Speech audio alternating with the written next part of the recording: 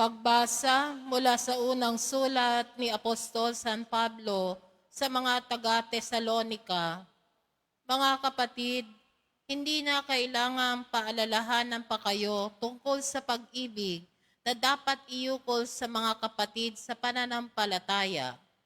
Yamang itinuro na sa inyo ng Diyos kung paano kayo mag-iibigan. At ito nga ang ginagawa ninyo sa mga kapatid sa Macedonia. Gayunman, ipinakikiusap pa rin namin sa inyo, mga kapatid, na pag-ibayuhin ninyo ang inyong pag-ibig. Pagsikapan ninyong mamuhay ng tahimik, ang inyong harapin ay ang sarili ninyong gawain.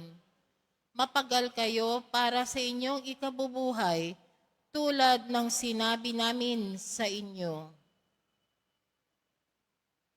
Ang salita ng Diyos. Salamat sa Diyos.